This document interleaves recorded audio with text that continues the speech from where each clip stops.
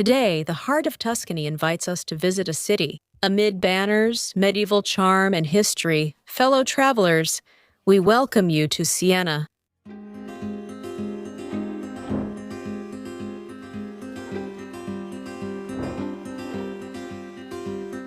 Located in the Tuscany region, just 75 kilometers from Florence, this city definitely doesn't go unnoticed and hides a gem, its cathedral, which I promise will amaze you.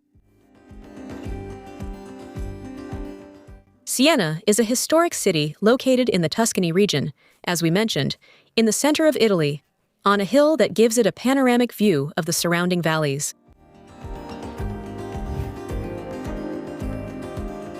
It has a rich history that dates back to medieval times. It was founded by the Etruscans, but it gained its greatest importance during the Middle Ages. During this period, it became one of the main Italian city-states, rivaling Florence in power and wealth. Siena was an important commercial, cultural, and artistic center, known for its university and its architectural masterpieces. The city was governed by an oligarchy of merchants and aristocrats who built its most iconic monuments. Starting in the 16th century, Siena was incorporated into the Grand Duchy of Tuscany, losing part of its independence. Today, Siena is one of the most visited cities in Italy due to its impressive and well-preserved medieval heritage.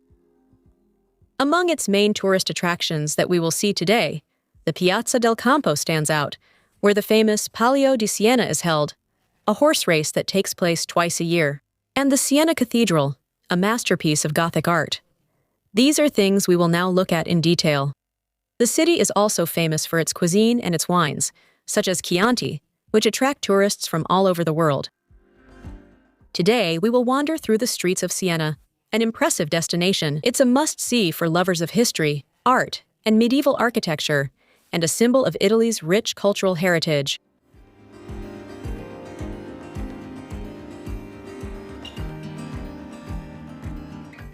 We dedicated one night to it as part of a tour through Tuscany. At the end of the video, we'll show the accommodation, which is highly recommended, dining options, and other details about how to get to this city. But let's start over there, at the famous Piazza del Campo.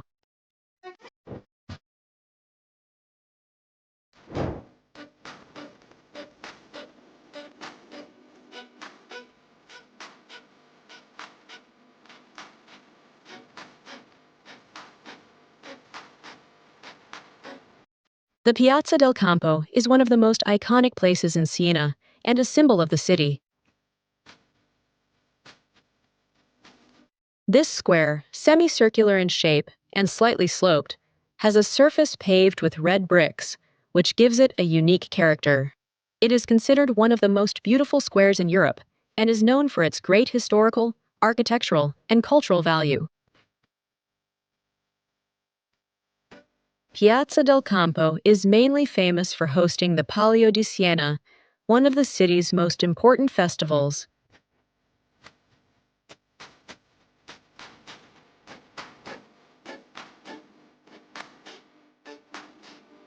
The Palio is a traditional horse race that takes place twice a year. The race takes place in the square, which becomes a vibrant stage with thousands of spectators cheering for the riders, who represent different contrade or districts of Siena. We can see it in the various flags across the city.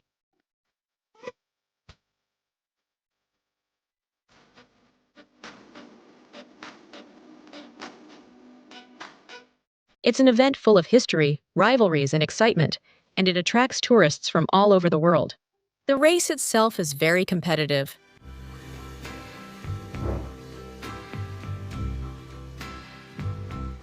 The square is surrounded by some of the most iconic buildings in Siena, such as the Palazzo Pubblico, the city's old town hall, and the Torre del Mangia, a medieval tower that rises above the square.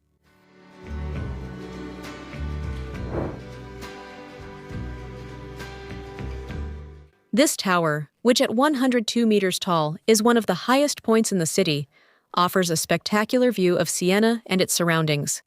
The Torre del Mangia was designed and built to be the same height as the tower of the Siena Cathedral, as a symbol of equality between the state and the church.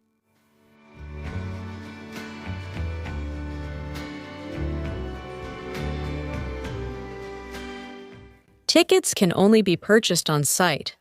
The groups for the climb are small. The price is €10.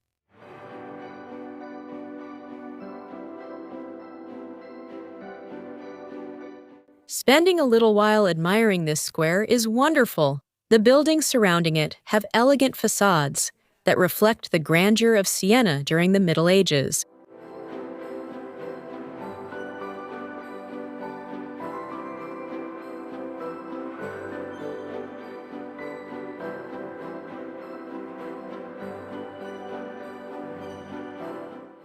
On the north side of the square is the Fonte Gaia, a beautiful marble fountain from the 15th century.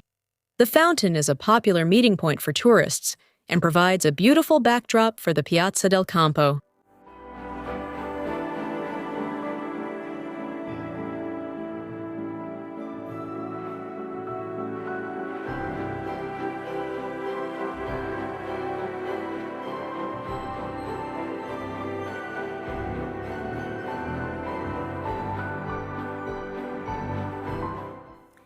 The Piazza del Campo is more than a square. It is a place where history, culture, and excitement come together, making it an essential point of interest for both tourists and the people of Siena.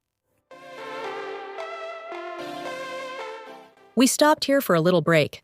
There are plenty of restaurants and bars around where you can relax, or you can simply sit in the square, which is also a great option.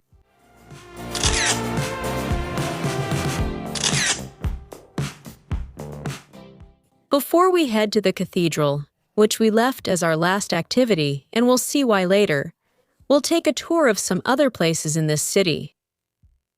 We'll walk just about 400 meters and head to the sanctuary of St. Catherine's house.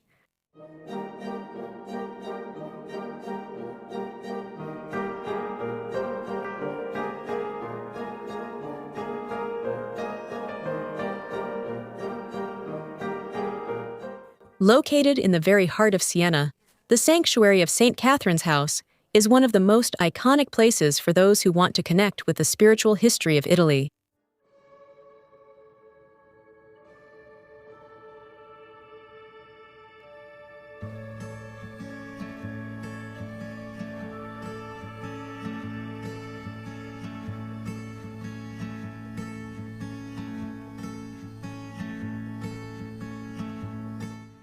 Built on the birthplace of St. Catherine of Siena, patron saint of Europe and Italy, this religious complex offers a unique journey through the life of one of the most influential figures in Catholicism.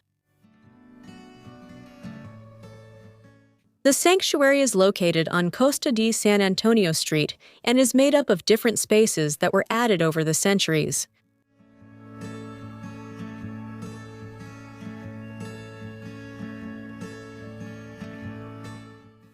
Among them, the Oratory of the Crucifix stands out, which houses the crucifix before which Catherine received her stigmata, and the Oratory of the Kitchen, a simple space that preserves original elements and frescoes that evoke the daily life of the saint. Access to the sanctuary is through the portico of the Communards of Italy, a gallery built in 1939 to commemorate her proclamation as the national patron saint. The entire complex conveys an atmosphere of contemplation and devotion, with architectural and artistic details that invite reflection. The sanctuary is open to the public and admission is free. We believe it is a lovely stop for those traveling to Siena with an interest in art, history, and spirituality.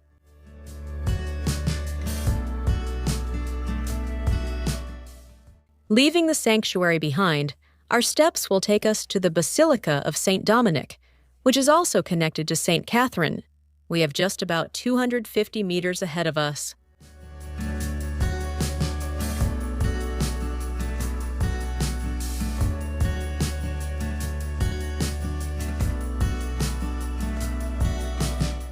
On the way, one of the beautiful panoramic views of Siena.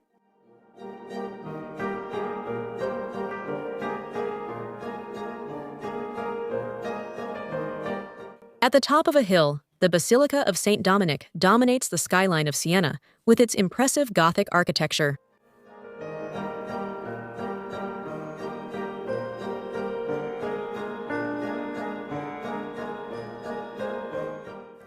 Built of red brick and with a sober style, this 13th century church houses one of the most venerated relics of the city, the incorrupt head of St. Catherine of Siena. More than just a place of worship, it is a place steeped in history and spirituality, where time seems to stand still among ancient frescoes and the silent devotion of those who visit.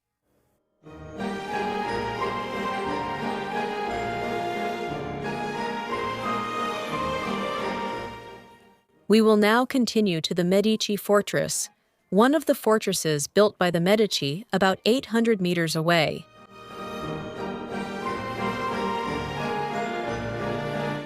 Built between 1561 and 1563 by order of Duke Cosimo I de' Medici, its purpose was to consolidate Florentine control over Siena after the conquest of the city. Currently, it is a public space where cultural events and recreational activities are held, and it houses the Enoteca Italiana.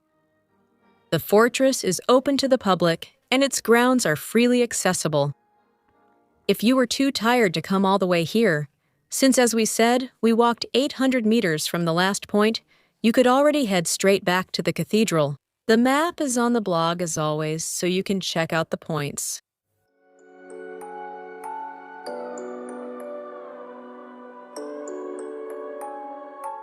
Continuing the walk, this route will take us to two small squares in the city.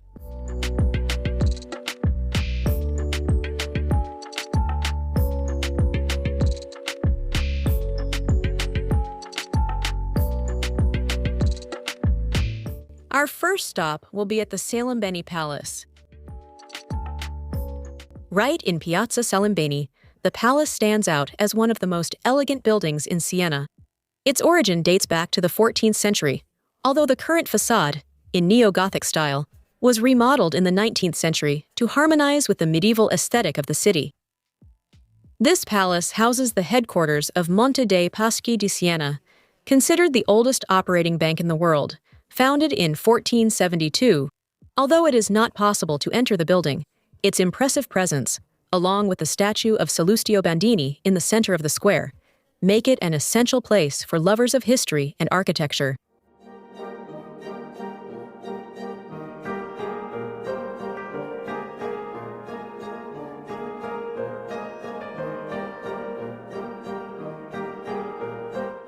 Our steps now take us to Piazza Tolomei.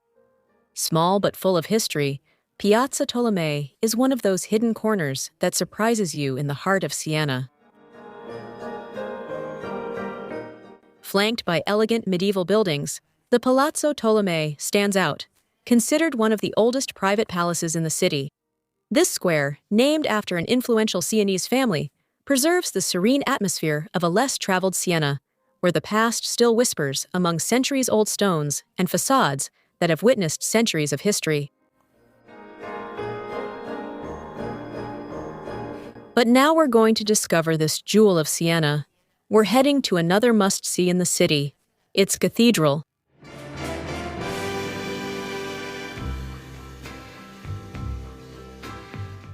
Just like we told you in Florence, visiting the cathedral in Siena means visiting a monumental complex, which is made up of the cathedral, the climb to the dome, the Baptistery, the Piccolomini Library, the Crypt, and the Opera del Duomo Museum, and the panorama with some wonderful views.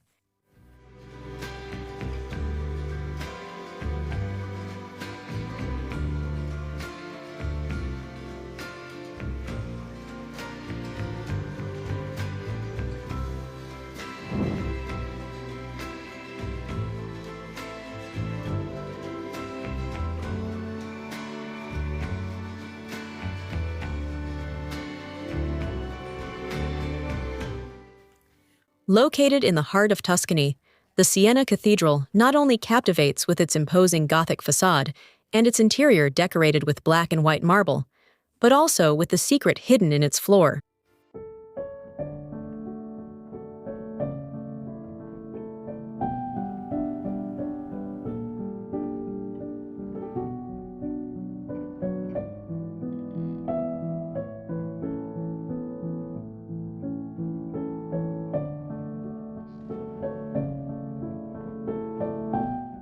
Its floor, considered one of the most extraordinary in the world, is made up of 56 sculpted and inlaid marble panels that depict biblical scenes, allegories, and historical figures with impressive precision and beauty.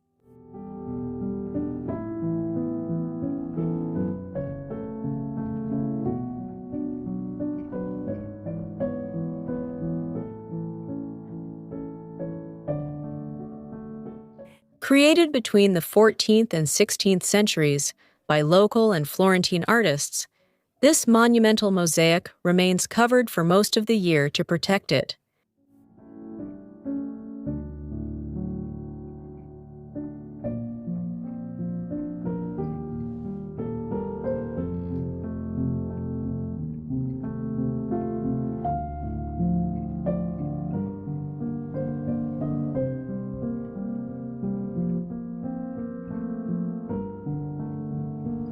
It is only fully uncovered for a few weeks, between the end of June and mid-July, and then again from mid-August to October, making those moments a unique opportunity to see the narrative and artistic soul of the cathedral displayed beneath your feet.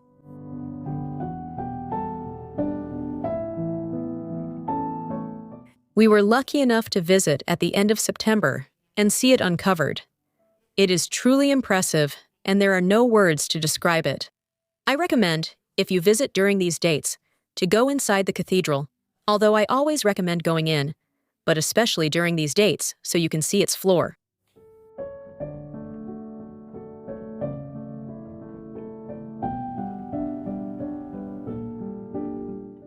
They have tickets that include different options. All the monuments with the Gate of Heaven, which will allow you to see the entire floor of the cathedral from above, all the monuments without this last option, or just the cathedral and the library. Let's review all the prices now.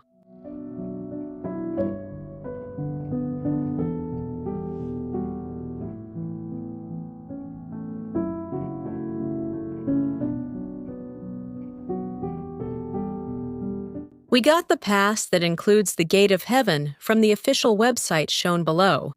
The price is €24 when you buy online, but you also have the option to visit the whole complex without the Gate of Heaven for €11 and just the cathedral for €8. These prices may vary depending on the dates and whether the floor is covered or not.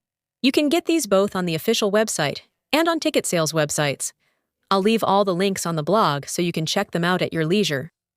You have 3 days to visit the sites included in the pass. For the Gate of Heaven, you need to book a time slot and be at the place about 15 minutes early, since the ascent is guided and done in groups. But you can visit the cathedral or other places first. On arrival, they check your pass and have you wait for the ascent. Because we took the last time slot, some people waited for the ascent, but when they came down, the cathedral had already closed. They were angry, understandably, since the website isn't clear and no one explained it to them. Since it lasts 3 days, they could do it the next day, but many don't stay in the city more than 1 day. So what I'm telling you is to organize your schedule well, because the whole complex is worth it.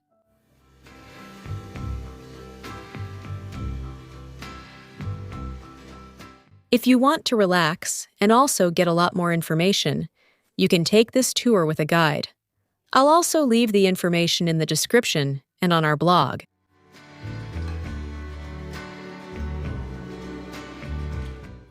The Piccolomini Library is located inside the cathedral.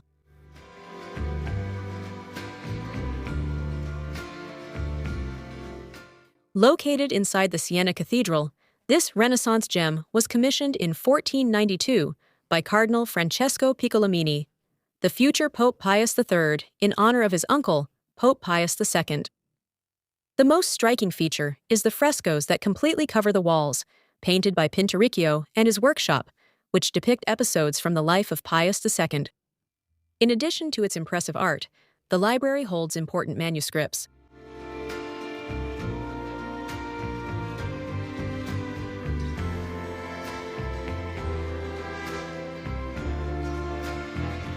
You enter the library from inside the cathedral.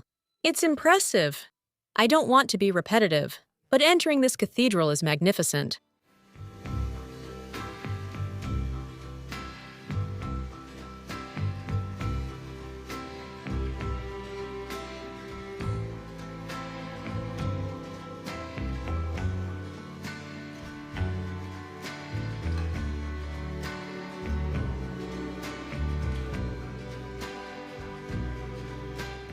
And finally, it was time to go up for the tour called the Gate of Heaven.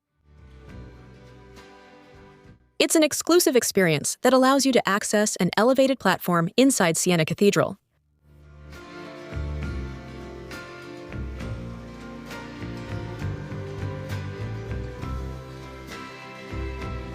From there, you can admire the spectacular marble floor that is usually covered for its protection.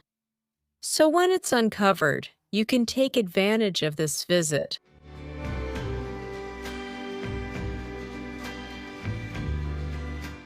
This tour offers an impressive view of the intricate mosaics from above, allowing you to fully appreciate the biblical and allegorical scenes that decorate the floor of the cathedral. In addition, the panoramic view of the church itself is unmatched. It's a perspective that's truly worth it.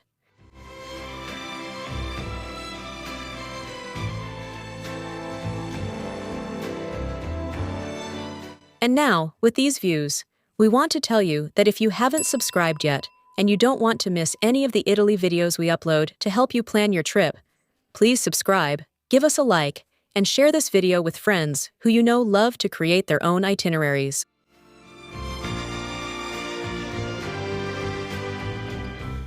But if you don't want to get this ticket, I'm telling you that just by entering the cathedral, you can still admire the floor a lot, even if you won't have the perspective of seeing it from above.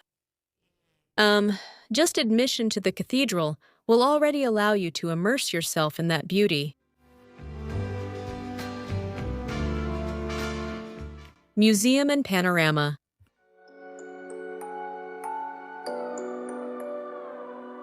The Museo del Duomo of Siena is a hidden treasure that allows visitors to explore the rich history and art surrounding the iconic Siena Cathedral.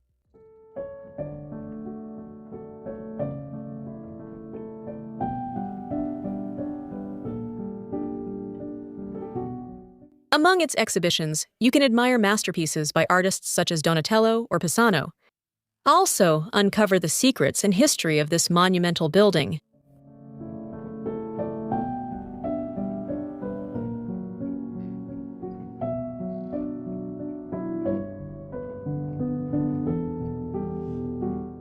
But what really transforms the visit is the climb to the viewpoint, which offers one of the most impressive views of Siena.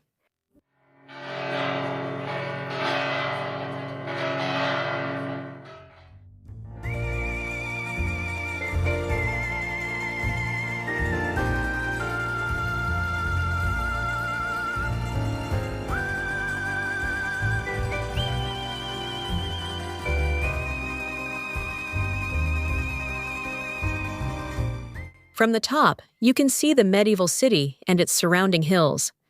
A unique panorama that connects art, history, and landscape in a spectacular way.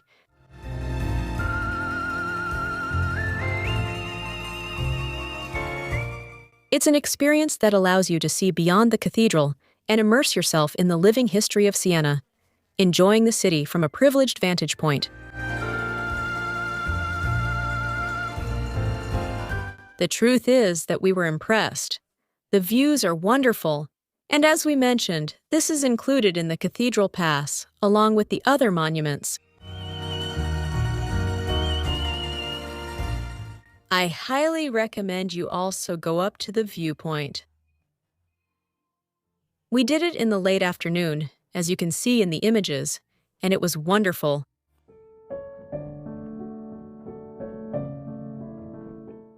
This part, the viewpoint, is an unfinished project from the expansion of the cathedral when they wanted it to become the largest in Europe.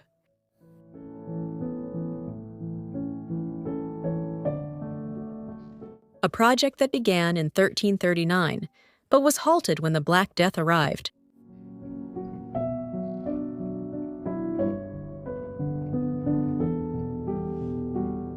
Baptistery and Crypt. The Baptistery, located right next to the cathedral, is a space full of history and art, with its impressive baptismal font and frescoes that adorn its walls. Don't miss the Crypt, a hidden place beneath the cathedral that holds incredible medieval paintings on its ceilings and walls, only discovered a few decades ago. Both visits allow you to explore the deepest and oldest side of Siena, connecting with its religious and artistic past.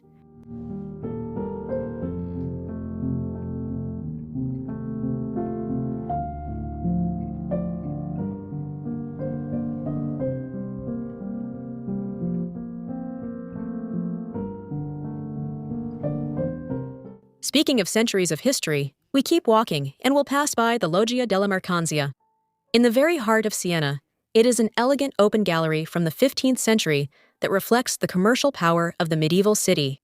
With its marble columns and sculptures, it was the meeting point for merchants and bankers, a silent witness to Siena's economic splendor.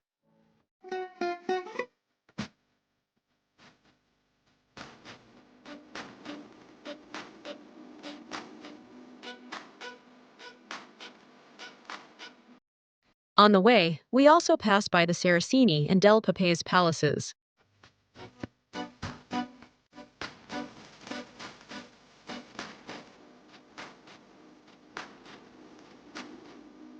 After discovering these beauties, which as I mentioned are a must-see when visiting Siena, we could say goodbye to the city by passing through one of its gates. But we would stay overnight in Siena, so we would enjoy its nighttime views. You know that if you want to take an extra step to help us create these guides, you can join the channel or give us a super thanks.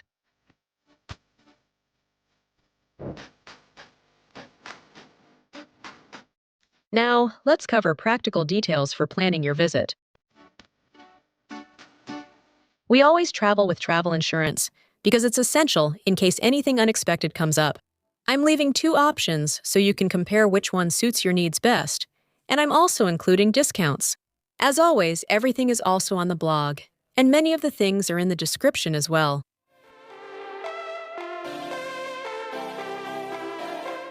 We also always stay connected with Olafle's unlimited data eSIM. In this case, it's the Italy eSIM, but if you're visiting several countries within the continent, the Europe eSIM will be ideal. I'll leave you a discount coupon and a video with all the information about what eSIMs are and how to install them. Everything is in the description. We stayed in Siena for one night, and we loved the accommodation. It was super well kept, and just a few steps from Piazza del Campo.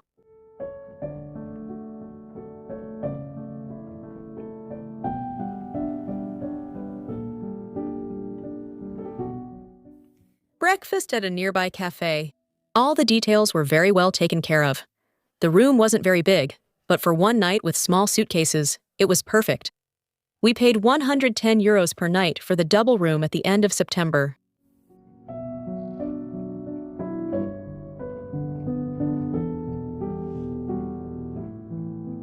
You can visit Siena from Florence by train. It's about an hour and a half from Santa Maria Novella in Florence. The trip costs about €11. If, on the other hand, you prefer a more relaxed trip, there are tour options from Florence that connect it with San Gimignano and Pisa. For about €78, there are also tours that connect them with other cities, and you also have excursions from Rome, for example. We went by car since we had one to travel around different parts of Italy. I'll leave a link to the website where we rented it. The parking lot we used was the Il Campo parking lot, which is about a 10-minute walk from Piazza del Campo. We paid €25 for the whole day.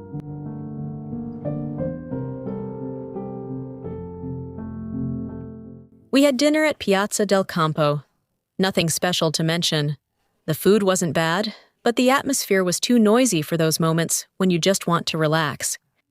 I'll leave the name and the receipt below. We've already mentioned the prices for the passes to the Duomo Monumental Complex, but I'll leave a comparison of the different options here, and all the links will be on the blog. The blog also has the map with all the places shown in this video. The Tuscany region is wonderful and has places like this.